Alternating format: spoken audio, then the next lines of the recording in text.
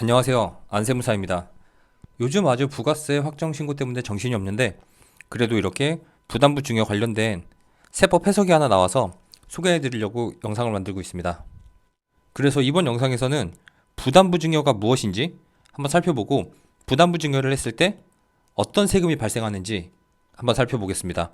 그리고 이 세금을 계산하는 데 있어서 어떤 쟁점이 하나 있는데 그 쟁점에 대해서 기획재정부가 2023년 1월 8일에 해석을 내려줬어요. 이 해석이 어떻게 나왔는지 한번 살펴보도록 하겠습니다. 부담부 증여.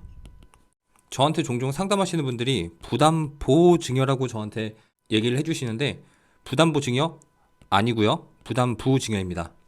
이 부담부 증여가 뭐냐면 그림으로 살펴볼게요. 여기에 부동산이 있습니다.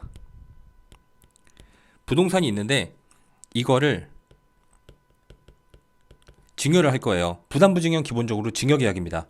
증여를 할 건데 이 부동산에 담보된 채무도 같이 넘기는 거예요. 여기 부동산에 담보된 채무는 이게 주택이라고 했을 때 크게 두 가지가 있을 수 있습니다. 주담대, 요거는 채권자가 은행이죠. 주담대가 있을 수 있고 여기에 임대차가 되어 있으면 월세 빼고 보증금, 요 보증금에 대해서 채무가 있는 거예요. 요건 이제 나중에 임차인한테 돌려줘야 되죠. 그래서 여기 있는 부동산을 증여로 넘길 건데 담보되어 있는 주담대나 임대차 보증금을 수증자에게 같이 넘기는 겁니다. 이거를 부담부 증여라고 해요. 여기에서 주의해야 되는 거, 반드시 담보된 채무를 넘겨야 돼요. 여기 있는 부동산과 관련이 없는 채무는 부담부 증여로 사용할 수 없습니다. 그렇다면 부담부 증여를 했을 때 어떤 세금이 발생이 될까요? 한번 살펴볼게요. 보통 여기에 있는 담보된 채무들은 기본적으로 주택의 가격보다는 이 채무액이 작을 거예요. 여기 있는 주택의 가격에서 담보된 채무를 뺀 금액, 순수하게 무상으로 넘어간 부분이 있습니다. 이 부분에 대해서는 증여세를 계산을 해야 돼요. 그리고 담보된 채무를 넘기는 거, 세법에서 돈을 주는 것과 채무를 넘겨받는 거는 같은 겁니다. 그렇기 때문에 여기 있는 채무액만큼은 이 주택을 유상으로 취득한 걸로 봐요. 그렇기 때문에 양도세가 발생이 되죠. 그렇다면 납세 의무자를 한번 살펴볼게요. 무상으로 넘겨받는 부분에 대한 증여세는 수증자가 내는 거죠. 이 증여계약에서 부동산을 받는 사람이 내는 겁니다. 여기에 있는 양도세, 유상으로 이전된 부분에 대한 양도세, 이거 지금 누가 판 걸로 보는 거죠? 증여자가 이 채무만큼 돈 받고 판 겁니다. 그렇기 때문에 증여하는 부동산에 차익이 있다면, 양도 차익이 있다면 이거에 대해서 이 재산을 주는 사람인 증여자가 양도세를 내는 거죠. 그리고 한 가지 더, 여기에 있는 부동산을 취득을 하는 거기 때문에 마찬가지로 취득세를 판단을 해야 됩니다. 무상으로 넘겨받은 부분에 대해서는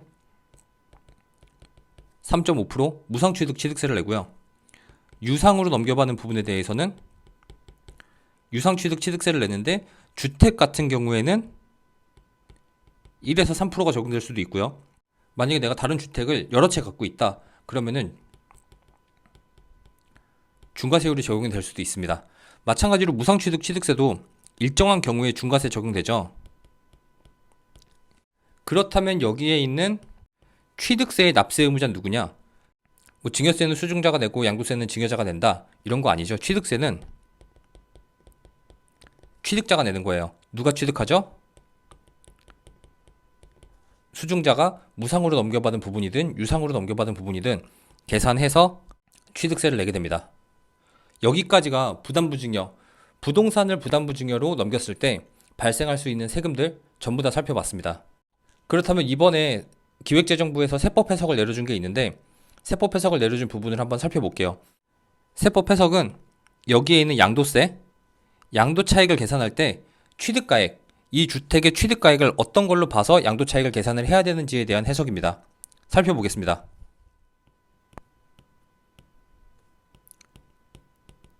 주택으로 가정을 하겠습니다. 주택이 있는데 이거를 부담부 증여를 해요. 그렇다면 증여세와 양도세가 계산이 되고 여기에 있는 증여세는 수증자, 그리고 양도세는 증여자. 굳이 말하자면 양도한 게 되는 거죠. 양도자가 되는 거예요. 그렇기 때문에 여기 양도자는 이 부담부 증여한 주택의 양도 차익을 정확하게 계산을 해야 됩니다. 증여를 하게 되면 여기 있는 주택의 시가를 판단을 해야 돼요. 시가는 매매사례가액, 감정가액 또는 기준시가가 될 수 있죠. 그리고 만약에 이 주택을 매매로 취득을 했다면 취득가액이 계약서로 표시가 되어 있을 거예요. 이 주택을 얼마에 취득했다라는 정확한 취득가액이 있는 거죠. 실질 취득가가 있는 겁니다. 그런데 이 주택을 증여를 할 때 보통 요 매매사례가액이나 감정가액을 쓰면 증여세가 많이 나와요. 그렇기 때문에 가족 간 증여를 할 때는 만약에 매매사례가도 없고 감정가도 없다면 여기에 있는 기준시가를 활용하는 게 가장 좋습니다. 그리고 여기에 부채 또는 임대차가 있다는 것은 이거를 공시가격으로 증여할 수 없고 상속세 및 증여세법에 따른 기준시가 평가 방법으로 계산을 해야 된다는 거예요. 상증세법에 따른 기준시가를 판단할 때는 이게 공시가격이 될 수도 있지만 담보된 부채나 임대차가 있을 때는 요거를 역산을 해서 기준시가를 구하는 공식이 있습니다. 그거를 증여재산가액으로 해서 부담부 증여를 할 수 있거든요. 그렇게 됐을 때 양도세를 계산을 해야 되는데 그렇다면 이 주택 양도세를 계산할 때 취득가액은 뭘로 해야 될까요? 취득가액은 실질 취득가가 있습니다. 근데 부담부 증여로 넘길 때는 기준시가로 넘겼어요. 취득가는 실질인데 기준시가로 넘겼다. 그렇다면 양도세를 계산할 때 양도가액은 기준시가로 안분을 하고 취득가액은 실질 취득가로 안분을 할 수 있냐? 결론을 한번 보겠습니다. 쭉 땡기고요. 기획재정부에서 2023년 1월 8일에 나온 해석입니다. 부담부 증여할 때 양도차익이 발생한다면 이거 어떻게 계산해야 되냐? 양도차익 계산 시 양도가액을 기준시가로 했습니다. 기준시가로 했죠? 상증세법에 따른 기준시가로 부담부 증여를 해서 세금을 계산을 할 때 양도세를 계산할 때 취득가액은 어떤 걸로 해야 되냐? 실질 취득가가 있음에도 불구하고 그거 쓰면 안 되고 기준시가로 계산하라는 겁니다. 내가 이 주택 취득했을 당시에 실질 취득가가 있음에도 불구하고 이때에 기준시가를 다시 계산을 해봐야 된다는 거죠. 여기서 말하는 기준시가는 공시가격 또는 이때 당시에 담보된 부채나 임대차가 있었다면은 역산을 해서 계산을 해볼 수도 있겠죠. 오래됐으면 당연히 기준시가로 해야 되는 겁니다. 기준시가 공시가격 말하는 거예요. 이 상황에서 기준시가로 부담부 증여를 하는데 양도세를 계산할 때 이거 실질 취득가를 쓰면은 사실상 양도 차손이 나올 수도 있습니다. 그렇기 때문에 양도가액을 기준시가로 하면은 취득가액도 실질 취득가액이 있음에도 불구하고 기준시가로 하라는 세법 해석이 지난주에 나왔습니다. 부담부 증여는 어쨌건 업무가 어려워요. 세금 계산하기도 어렵고 시가 판단도 어렵고 취득가 판단도 어렵습니다.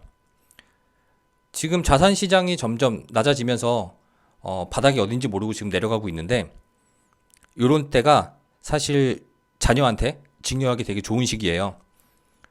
또한 부담부 증여를 이용하면 세금도 훨씬 더 적게 낼 수 있겠죠. 부담부 증여 또는 증여를 하실 분들은 저희 사무실로 연락을 하셔서 도움을 받으시면 될 것 같습니다. 이번 영상은 여기까지 하겠습니다. 감사합니다.